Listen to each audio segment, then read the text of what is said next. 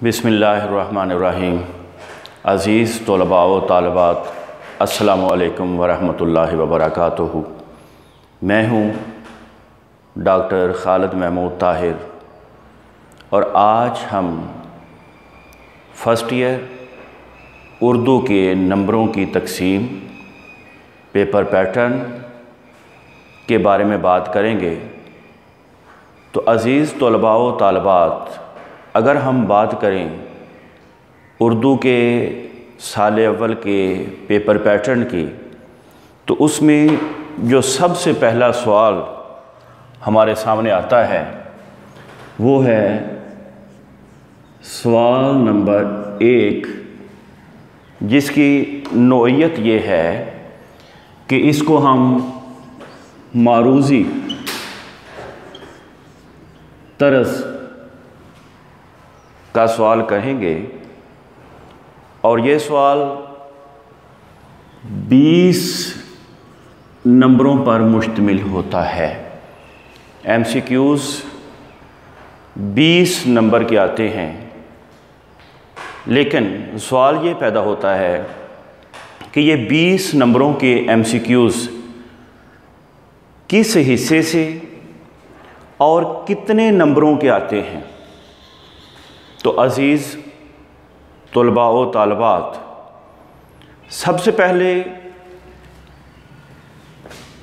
पहला जो पोर्शन और पहला हिस्सा जो इसका आएगा वो आएगा कसीरुल इंतखाबी सवालात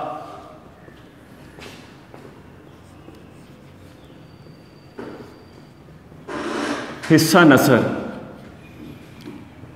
ये बेटे 5 नंबरों पर मुश्तमिल होंगे, यानी हमारे जो फर्स्ट ईयर की किताब के 14 असबाक हैं, उन 14 सबकों में से 5 MCQs पूछे जाएंगे। इसके बाद अदबी इस्तिलाहात, दूसरा हिस्सा अदबी इस्तिलाहात पर मुश्तमिल है। ये भी 5 नंबरों पर मुश्तमिल होगा। अदबी इस्तिलाहात क्या होती हैं? अदबी इस्तिलाहात में बेटे तशबीह, इस्तिआरा और तलमी, ये 3 चीज़ें अदबी इस्तिलाहात पर मुश्तमिल होती हैं। और अदबी इस्तिलाहात में से हमारा जो पेपर बोर्ड के पैटर्न के मुताबिक आएगा वो 5 नंबरों पर मुश्तमिल होगा। इसके बाद इसी सवाल का जो तीसरा पोर्शन है, तीसरा हिस्सा है, वो बेटे मुश्तमिल होगा शेरी इस्तिलाहात पर। शेरी इस्तिलाहात ये भी 5 नंबर पर मुश्तमिल होगा। अब शेरी इस्तिलाहात में कौन कौन सी चीज़ें आएंगी? शेरी इस्तिलाहात में रदीफ़, काफ़िया, मतला और मक्ता, ये 4 चीज़ें शेरी इस्तिलाहात पर मुश्तमिल होंगी और इस हिस्से से हमारा 5 नंबर का पेपर बोर्ड के पैटर्न के मुताबिक आएगा। सवाल बेटे पैदा होता है कि हमारा चौथा हिस्सा किस चीज़ पर मुश्तमिल होगा। तो चौथे हिस्से में तज़कीरो तानीस,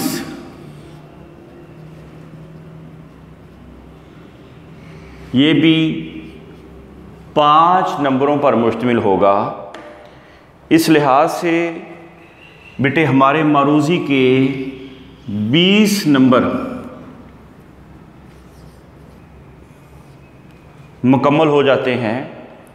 इसके बाद हमारा हिस्सा अव्वल शुरू होता है। मारूज़ी के बाद पेपर का जो पोर्शन होता है वो बेटे होता है हिस्सा अव्वल। हिस्सा अव्वल में हमारा सिर्फ एक सवाल होगा जो 2 अज्जा पर मुश्तमिल होगा। वो एक सवाल कौन सा है? वो हमारा नज़म और गज़ल का हिस्सा है। तो सबसे पहले बेटे हम बात करेंगे, सवाल नंबर 1 ये है। सवाल नंबर 2, इसमें अलिफ जुज़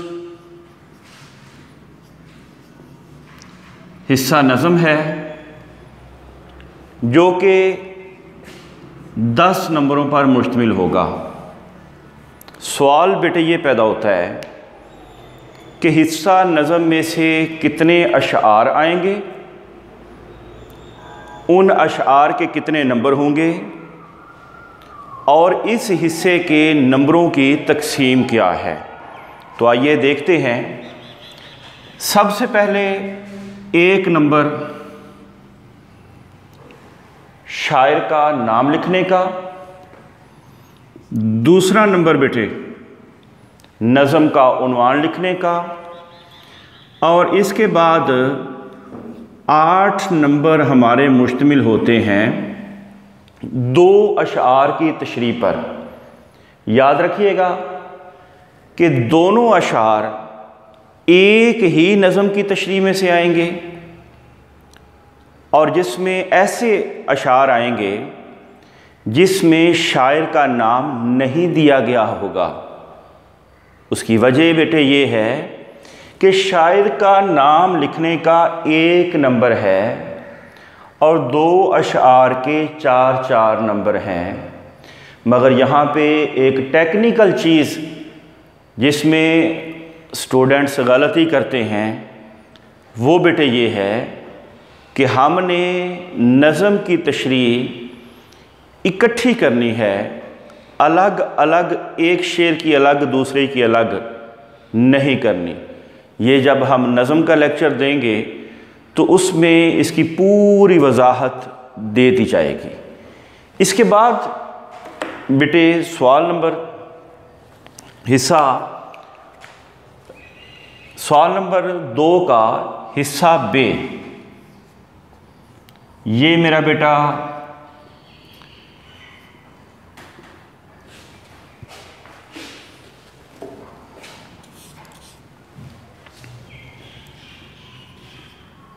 हिस्सा गज़ल है। ये भी 10 नंबरों पर मुश्तमिल होगा, मगर यहाँ के नंबरों की तकसीम और हिस्सा गज़ल के नंबरों की तकसीम में फ़र्क होगा। यहाँ 2 अशार आए थे, यहाँ 3 अशार आएंगे।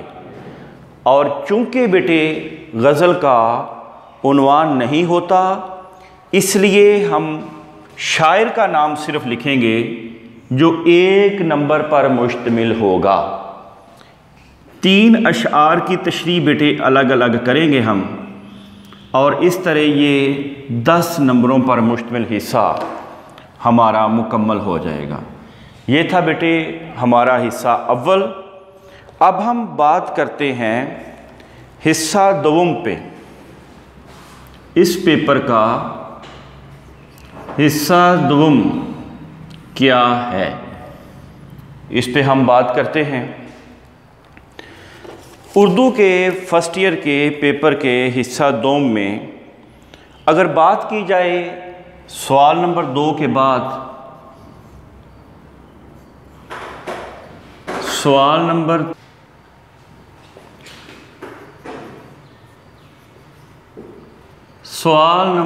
3। सवाल नंबर 3 बेटे क्या होता है? नक्सरी इक्तबास की सियाको सबाक के हवाले से तशरीह। नसरी इक्तबास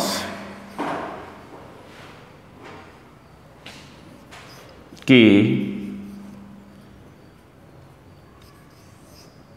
तशरीह। तो बेटे ये वाला सवाल जो कि उर्दू के पेपर में इंतहाई अहम सवाल है, ये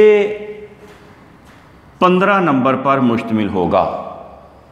सवाल बेटे ये पैदा होता है कि ये 15 नंबर किस तरह तकसीम होंगे। नसरी इक़्तिबास एक पैराग्राफ आपको आपकी उर्दू की किताब जो 14 असबाक पर मुश्तमिल है उसमें से 2 पैराग्राफ दिए जाएंगे। आम तौर पे ऐसा होता है कि फ़र्स्ट हाफ बुक में से एक पैराग्राफ और सेकंड हाफ बुक में से दूसरा पैराग्राफ बोर्ड के इम्तिहान में पूछा जाता है, जिसमें से एक पैराग्राफ करना होता है, हल करना होता है। इसके नंबरों की तकसीम बेटे ये है कि 1 नंबर मुसन्निफ़ का नाम लिखने का,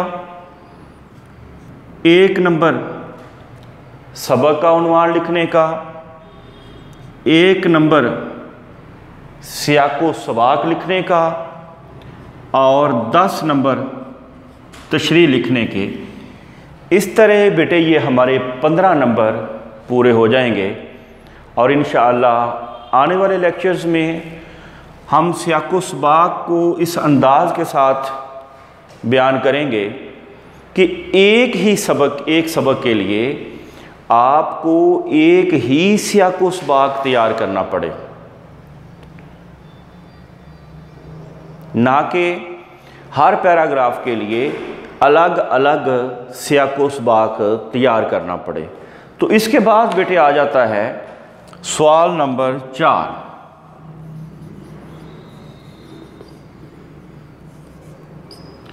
सवाल नंबर 4 बेटे क्या है? नसरी सबक का खुलासा।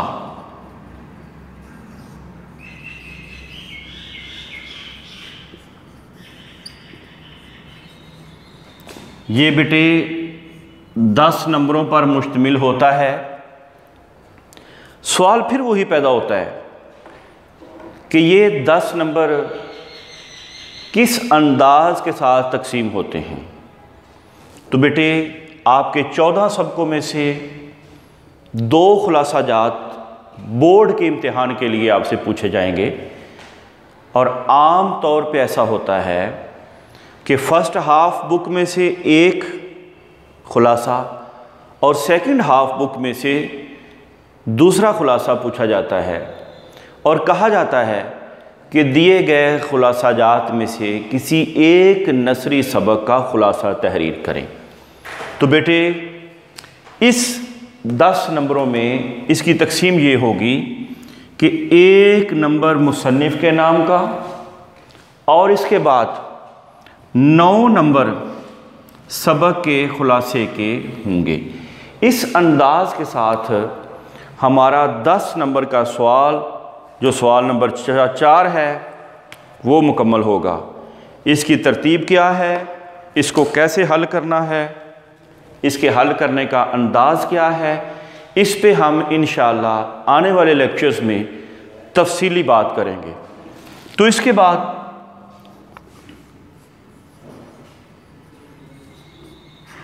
सवाल नंबर 5,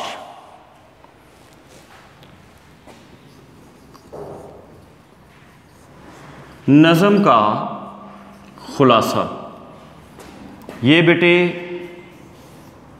5 नंबर पर मुश्तमिल होता है नज़म का खुलासा। और यहाँ पे आने वाले लेक्चर में भी ये बात आ जाएगी कि नज़म का खुलासा किस अंदाज़ के साथ तहरीर करना है। यहाँ छोटी सी बात आपकी समाअतों की नज़र करना चाहता हूँ, वो ये है कि आपने शायर के ख़यालात को जो शेरी अंदाज में बयान किए गए उन्हीं को नसर की सूरत में तहरीर कर देंगे तो ये आपका नज़म का खुलासा बन जाएगा, तहरीर हो जाएगा। यहाँ एक बात इंतहाई ज़रूरी है कि आपसे हम्द का खुलासा पूछा जाए और आप अल्लाह की खूबियाँ बयान करना शुरू कर दें। वो ठीक है, वो वाहद है, वो एक है, वो यकता है, उसका कोई शरीक नहीं है, ये सारी चीज़ें ठीक हैं। लेकिन बेटे हमने ये देखना है कि क्या शायर ने जो चीज़ें बयान की हैं उसी तरतीब के साथ हम लिख रहे हैं। इस पे तफसीली लेक्चर इंशाअल्लाह आपकी खिदमत में पेश कर दिया जाएगा और आप तलबा व तालबात उससे इस्तिफ़ादा करेंगे। जी, तो सवाल नंबर 6, लफ्ज़ 6 बोलना बेटे गलत है। वो एक हरफ है, उस पर तफसीली बहस कभी इंशाअल्लाह उस पर हम बात करेंगे। लेकिन बुनियादी चीज़ जो याद रखने के काबिल है वो ये है कि ये सवाल नंबर, इसको 6 बोलेंगे, 6 नहीं बोलेंगे। इसके बाद इस सवाल में बेटे मुकालमा भी आता है और रूदाद भी आती है और दोनों के दरमियान में या आता है, यानी कि इन दोनों हिस्सों में से, मुकालमा और रूदाद में से हमने एक चीज़ हल करनी होती है। इसमें हमारे पास ऑप्शन होता है, चॉइस होती है, और बहुत बेहतर होता है कि हम रूदाद के बजाय मुकालमे का इंतखाब करें, क्योंकि नंबर भी अच्छे आते हैं और लिखने में भी रूदाद की निस्बत प्रेजेंटेशन के हवाले से, खूबसूरती के लिहाज से और ख़यालात की तरतीब के लिहाज से बेहतर होता है। जब हम क्वेश्चन वाइज हर क्वेश्चन को हल करने का तरीके पे बात करेंगे तो और किस तरतीब से क्वेश्चन हल करने हैं इस पे भी मैं लेक्चर रिकॉर्ड करवा रहा हूँ, तो वो भी इंशाअल्लाह आपके सामने आ जाएगा। और फिर आप ये देखेंगे कि उर्दू में बहुत अच्छे नंबर किस तरह लिए जा सकते हैं। तो अज़ीज़ तलबा व तालबात, ये इसके बाद हमारा सवाल नंबर 7, सवाल नंबर 7 हमारा क्या है? सवाल नंबर 7 हमारा दरख्वास्त